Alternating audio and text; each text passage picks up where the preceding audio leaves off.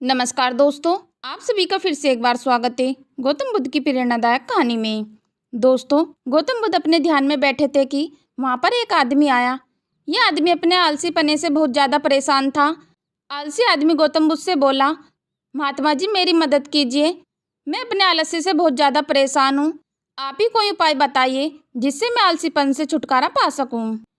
गौतम बुद्ध ने उस व्यक्ति से कहा, पहले मुझे यह बताओ कि तुम्हें क्यों लगता है कि तुम आलसी हो। आलसी आदमी बोला, सिर्फ मुझे नहीं, मेरे परिवार वालों को और मेरे आसपास के सभी लोगों को ऐसा लगता है कि मैं आलसी हूँ।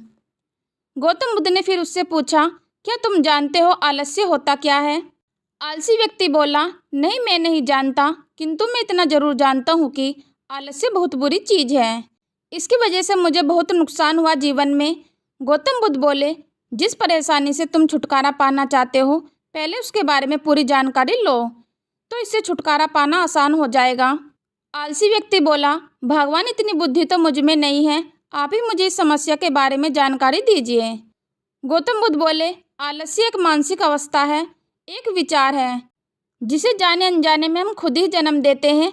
आलस्य दो मूलभूत कारणों की वजह से ही जन्म लेता है, एक है सांसारिक, दूसरा है मानसिक। सांसारिक कारणों में पहला कारण है गलत तरह का भोजन। हम सभी जानते हैं कि हमारे शरीर को भोजन से ऊर्जा मिलती है, और यह ऊर्जा संजीव चीज़ों से मिले तो अच्छी, यानी कि प्राकृतिक रूप से जो हमें भोजन की वस्तु प्राप्त होती है, उनसे अगर यह ऊर्जा मिले तो हमारा शरीर इनसे अच्छी ऊर्जा प्राप्त करता है। इससे उल्टा यदि हम निर्जीव वस्तुओं से ऊर्जा प्राप्त करते हैं तो यह हमें आलस्य की ओर ले जा सकती है। दूसरा कारण, हमारी सांसारिक गतिविधियां भी हमें आलस्य के चुंगल में फंसा सकती हैं। गौतम बुद्ध ने आलसी व्यक्ति को अपने शिष्य की तरफ इशारा करते हुए कहा कि देखो, इनके चलने फिरने बैठने के तरीके में तुम्हें कुछ नजर आ रहा है।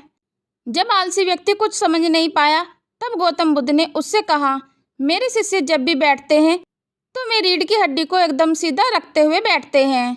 चलते हैं तो उनके दोनों पैरों के बीच अच्छे से संतुलन बना रहता है, और जब वह सोते हैं तो उनका शरीर एकदम शिथिल रहता है। ऐसा करने से उन्हें रात्रि में एकदम सही तरीके से नींद आती है। आलसी व्यक्ति बोला, लेकिन नींद तो आलस्य का एक ही रूप है। बुद्ध बोले, हाँ, अगर उसे ज़्यादा मात्रा में लिया जाए तो। बुद्ध ने इस बात को आगे बढ़ाते हुए कहा, नींद कम मात्रा में लेंगे तो तुम्हें अगले दिन थकान महसूस होगी, और ऐसा करने से ज़्यादा आलस्य शरीर में आएगा। नींद ज़्यादा लोगे तब भी यही परिणाम होगा, इसलिए नींद को ज़्यादा ना कम, एकदम सही मात्रा में लेना अति आवश्यक है। आलसी व्यक्ति बोला, हाँ, यह तो मैंने भी अनुभव किया है। बुद्ध बोले, अब मानसिक कारणों के बारे में जानो। मानसिक कारणों में सबसे पहले हमारी पुरानी गलत धारणाएं। अक्सर ऐसा होता है कि हम पहले जिन कामों में असफल हो चुके हैं, हमारे अंदर ऐसी भावनाएं बन जाती हैं कि हम उस काम में हमेशा असफल होते रहेंगे, जिस वजह से हमें उस काम को करने में आलस आता है। ऐसी धाराओं से छुटकारा पाने का एकमात्र उपाय यह है कि हमें अपने मन को यह समझाना चाहिए कि पिछली बार जब हम उस काम में असफल हुए थे तो हम उसके बारे में जितना जानते थे, अब हम उस काम के बारे में उससे ज़्यादा जानते हैं, क्योंकि असफल होने के बाद हमने उससे काफ़ी कुछ सीखा भी है। बुद्ध बोले, दूसरा कारण, आलसी और कामचोर लोगों की संगत। कई बार ऐसा होता है कि हम आलसी नहीं होते, मगर जिनके साथ हम रहते हैं हम उनके जैसा बनने लगते हैं। इससे छुटकारा पाने का उपाय बहुत ही सरल है।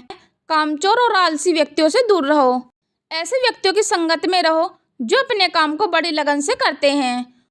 गौतम बुद्ध ने 3 कारण बताते हुए कहा, यह कारण आलस्य के लिए सबसे बड़ा कारण है। काम को कल पर टालते रहना, यह कारण इतना शक्तिशाली है कि किसी भी व्यक्ति को बर्बाद कर सकता है। इससे बचने का सबसे आसान उपाय यह है कि जो काम जितने जल्दी संभव हो उतनी जल्दी कर दिया जाए। गौतम बुद्ध ने आलसी व्यक्ति से एक सवाल पूछा, मान लो तुम किसी रेगिस्तान में फंस गए हो और तुम्हें प्यास लगी हो, तो तुम क्या करोगे? आलसी व्यक्ति बोला, मैं जल्द ही रेगिस्तान के आसपास कोई गांव की तलाश करूंगा। यह ऐसी जगह की तलाश करूंगा जहां पर मुझे पानी मिल सके। गौतम बुद्ध बोले, अगर तुम्हें काफ़ी देर ढूंढने पर भी पानी ना मिला तब तुम क्या करोगे?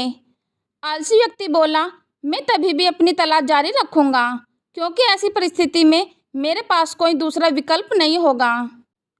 गौतम बुद्ध बोले, बिल्कुल सही, और यही है मानसिक स्तर पर आलस्य का चौथा कारण किसी भी निश्चित लक्ष्य का ना होना, यह भी आलस्य की ओर ले जाता है। अब सुनो पांचवें कारण के बारे में। गौतम बुद्ध बोले, सोचो कि तुम्हारे पास काफी सारे सोने के सिक्के हैं जो तुम्हें एक जगह से दूसरी जगह लेकर जाना है। तुम चलते चलते थक जाते हो और किसी पेड़ के नीचे बैठ जाते हो और तभी तुम्हें दूर से तुम्हारी तरफ दौड़कर आ रहे डाकू दिखाई देते हैं। तो क्या तब भी तुम आलस करके वहीं बैठे रहोगे या ऐसी परिस्थिति में तुम वहां से उठकर दौड़ने लगोगे? आलसी व्यक्ति बोला, जी मुझे वहां से दौड़ना ही पड़ेगा, नहीं तो मेरी जान और सोने के सिक्के दोनों खतरे में पड़ जाएंगे। बुद्ध बोले, यानी कि तुम्हारे पास एक ठोस वजह होगी दौड़ने के लिए, यही है आलस्य का पांचवा कारण, किसी भी काम के लिए ठोस वजह का होना। आलसी व्यक्ति महात्मा बुद्ध की बातों से संतुष्ट हुआ। वह बोला, महात्मा जी, मैं अब आलस्य के बारे में सब कुछ जान चुका हूँ और अब मैं इन सभी कारणों पर काम करूँगा और अपने आलस्यों को दूर भगा दूंगा। दोस्तों, आशा करती हूँ कि गौतम बुद्ध और आलसी व्यक्ति की कहानी आपको अच्छी लगी होगी और इसे पढ़ने के बाद आप कभी जीवन में आलस नहीं करेंगे। दोस्तों, ऐसे ही गौतम बुद्ध की बेहतरीन कहानी पढ़ने के लिए हमारे चैनल को सब्सक्राइब और वीडियो को लाइक कमेंट अवश्य कर दें। धन्यवाद दोस्तों।